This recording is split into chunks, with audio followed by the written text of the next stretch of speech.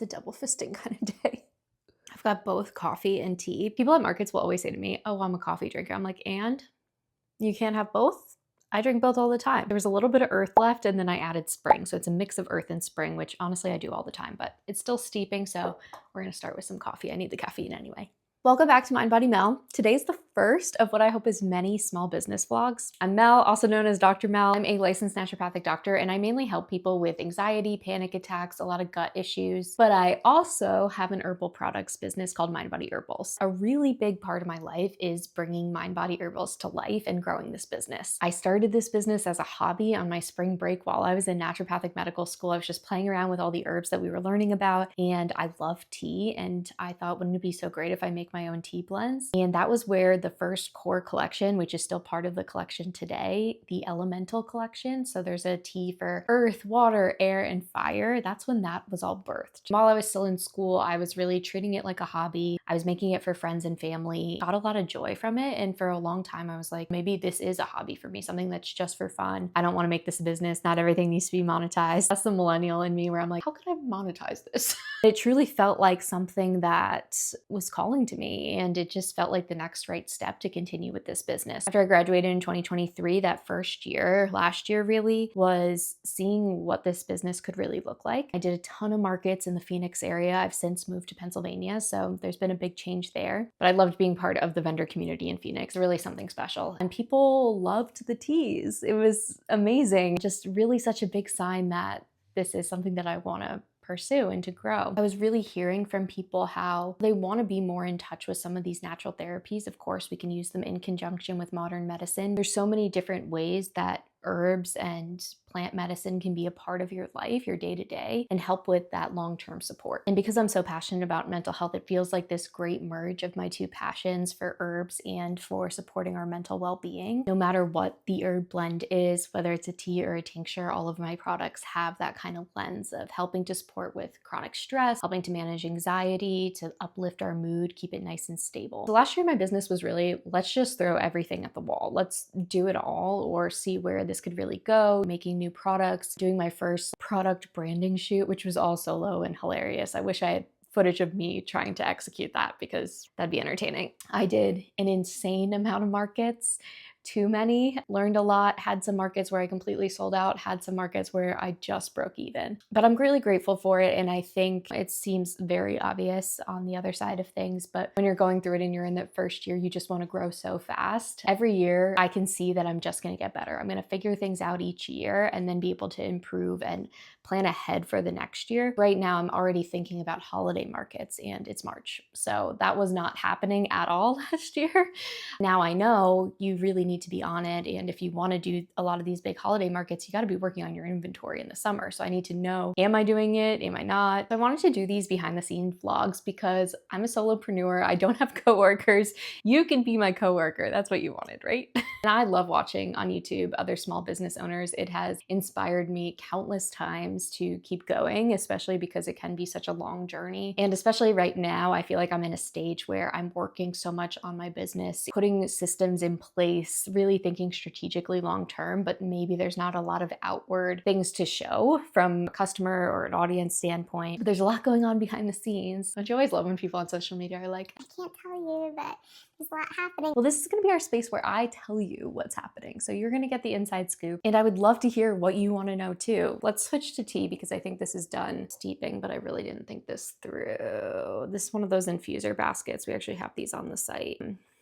1 second. All right, all situated now. Got my earth spring mix. I actually mix them all the time. You can do that. You can do whatever you want. The spring blend actually just relaunched last week. And that is so much easier than a regular launch when you're launching something new. So I have the seasonal collection for our teas. And right now there's winter, autumn, and spring are out. Have been done. This year, I promise summer is coming. And honestly, the seasonal collection is some of my favorite teas. They're all really unique and have the seasonal support that you need for that season. So spring is this really bright lemony taste. It's really good ice too. Today was a little chilly, so I went hot. But I definitely want to take you behind the scenes of formulating the new blend, kind of that whole launch process. Let me know what questions you have about that and I'll make sure to cover it. Today we have some fun things to do. I just got a massive herb order from one of my suppliers, Star West Botanicals. They're awesome. awesome. They are so fast. It surprises me every time. I need to make some stock of spring. Now that I got that inventory order, I can finally make stock for some of the blends that I've been really low on. Earth, fire, and then spring. I wanted to make some. Spring is more for my personal stock, but it will be good to have on hand too for inventory purposes. And while we do that, I want to kind of yap a little bit about some of the challenges and things that I'm working on right now in the business. So grab some tea. I suggest spring, of course, but let me know down below, what are you drinking right now? And let's get to work. We've got this huge box to unpack from Star West Botanicals. She's really full. Actually, with this order, everything went up because of the global tariffs. So I am gonna have to do some calculating. I usually keep track of, what was the price the last time I ordered it. Right now, I'm at the point where I'm ordering 1 pound at a time for herb, sometimes a couple 1 pound bags, depending on what it is, how many formulas that herb is in. I need to kind of figure out how much this is cutting into my profit. And I already raised my prices last year, which was the first time I had kind of raised them since I started. And that was really when I was taking it, okay, this isn't a hobby anymore if we actually want to make some money off of this. We'll see. I know this is a struggle that most small businesses are having right now. Things are getting more expensive. Yeah, it was pretty shocking to see some of the herbs, even from the last time I ordered, which was a couple months ago, going up $6 a pound, which maybe doesn't sound like much, but it is when you've got, 9 different herbs in a formula and you're needing to keep stock of all of them. Anyway, let's get into it. I'm yapping too much.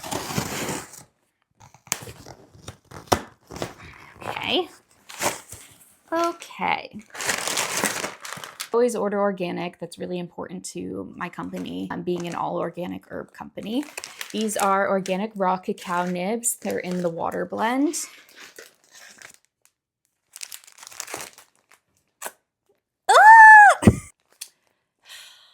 I ordered powdered ginger root when I need cut and sifted. Ugh, that's so frustrating. Well, I'm gonna have a lot for the spice cabinet. Awesome. It's actually the first time I've done that, which is surprising. For herbs, it's really important to know which part of the plant that you're using.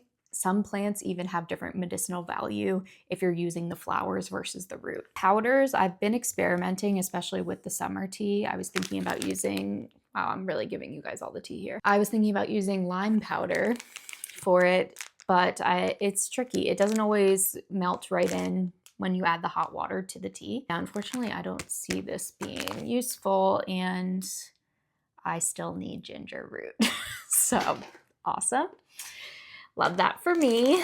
Lemon peel is in the spring blend. Wood betony is one of my favorite herbs. It's in water for sure. I think it's in something else too. Rosemary leaf. I can't believe I ordered powdered ginger.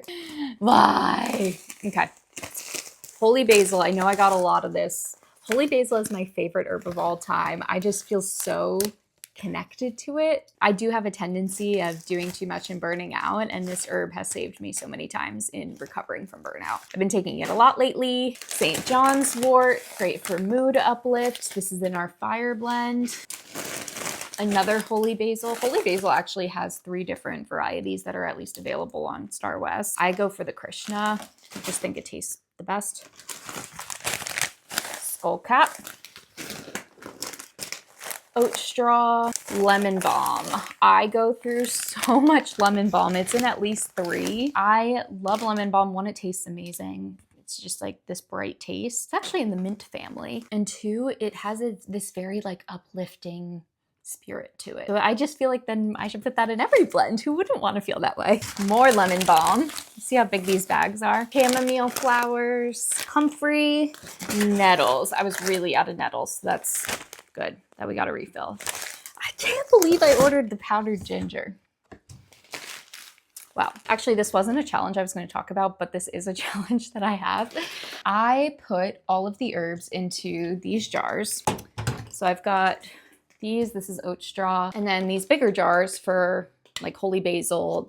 A lot of the flowers, like I have chamomile and rose because I want them to have enough room so they don't get crushed. The herbs that are in a lot of my blends. Some herbs I play favorites with. Holy basil, lemon balm, those are 2 that I just like to throw them in. I just think, why not? they make everything better. So from these bags, I fill this stock. This is what I'm pulling from when I'm making the product inventory. But as you can see, these bags are pretty big and they don't all fit in these jars because I think the jars are too small. I think I need bigger jars. Then I have bins of the back stock, and it's making it really confusing to know when I'm out of things, especially when it's market season and I'm really running through product quickly. I ran into a lot of issues in the fall and winter with holiday markets and not having enough herb, because the problem is you run out of one herb, you can't make the formula. If anyone has any tips on an inventory system, or if there's an app that they've used, I've played around with some, but they just don't feel relevant to the herb industry. I don't know if I need to make a Notion database or what, but I haven't found a good system beyond just going through every single bag in my back stock on a frequent basis and checking what I have.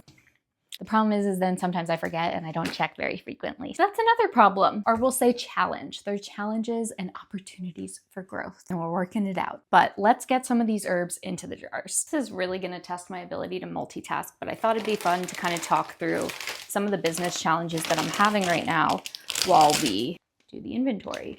This nettles, filling up very empty nettles jar. So the first challenge opportunity is that, and I kind of talked about this a little bit, but with markets, is finding the balance of how many markets is too many markets. I do get a good number of orders from my online shop, but it's not enough to sustain the business right now. So markets are really a way to bring about brand awareness, let people know, hey, I'm here kind of thing. And then a lot of people will reorder after markets on my online shop. It's a great way to kind of get new customers. And I've also had some opportunities where, you know, once you're part of the community, people see you as a face that comes to these markets. Like that's how I've heard about and how I got so booked in Phoenix, was people were like, hey, we want you at our market, which is amazing. So I very recently moved to Pennsylvania in the beginning of the year. This will be my first market season here, kind of in the greater Philly area. I've already made a mess, so I don't know about this multitasking. But last fall and last winter, I was doing markets Saturday, Sunday, every weekend. And I burnt out so hard. Sometimes I even had weeknight markets. And I've just realized that that is really not sustainable. When I am working so much on the market front, it's hard to do other things in my business that are really gonna move it forward. I was thinking definitely not Saturday, Sunday, or if it's a big market that's Saturday and Sunday, maybe that's the one I do that month. 2 to 4, that feels like a good range, at least to start with. It's definitely different than, I mean, some months I did like 13 markets. It was insane. But if you know of any great markets in Montgomery County, Delaware County, Chester County, Philly's good too. I think the logistics of going into the city with all my supplies is a little intimidating, so I don't think that would be a weekly basis. I also don't necessarily want to get locked into a farmer's market situation. That's usually what people suggest when I tell them markets, because one, I don't want to have every early Saturday morning or Sunday morning that be what I'm doing. And two, I don't think my product is one that you're coming every week to purchase. I was part of, you know, one farmer's market type thing in Phoenix. I didn't go every week, and maybe that was to my detriment. Maybe if I had gone every week, people would have recognized me more, but it was such a time commitment and I didn't see a good enough return on sales to really keep up with doing that. I prefer doing craft markets, artisan markets. I was in an amazing vintage market when I was in Phoenix that they really embraced my product. Obviously, anything that's more health and wellness skewed does really well too. That's kind of what I'm on the lookout for. I'm gonna research that a little bit more this week. And then, like I said, I'm already thinking about holiday markets, which is crazy. The next big challenge that I'm running into is my Squarespace site. I got my Squarespace and it's been great. It's really good for Mind Body Mel, for the blog, for letting people know about my services, but I think it's time for the two to unmerge a little bit. Right now, the Mind Body Herbal shop is hosted on mindbodymel.com. I do have the URL shopmindbodyherbals.com. This is another thing. If you're starting a business, always check URLs, Instagram accounts for whatever name you want. I can't get mindbodyherbals.com. Somebody else, it's actually a redirect. They're not even using that, which is annoying. But anyway, I have to have shop Mind Body Herbals because I did not look into that when I was first playing around with herbs. So now I don't have it, but that's okay. I think it's time for Mind Body Herbals to have its own separate website. You know, I can link from Mind Body Mel to Mind Body Herbals, but They are two different things. Some people, buy the teas, have no idea that I'm a naturopathic doctor, and then vice versa. It's time for them to be two different entities. And then when I was doing markets last year, I was using Squarespace wants you to use Square. And, they sent me one for free. So it was a great thing to use. I didn't have to pay anything. However, biggest design flaw, they don't link your inventory. So when I would sell at a market, that inventory wouldn't deduct from my website. That caused a lot of issues for me because then I was really having to, after every market, go in, update the inventory on my website. Sometimes I'd get online orders while I was doing a market, and then I'd sell out at the market. I really like online orders to be out within 2 days.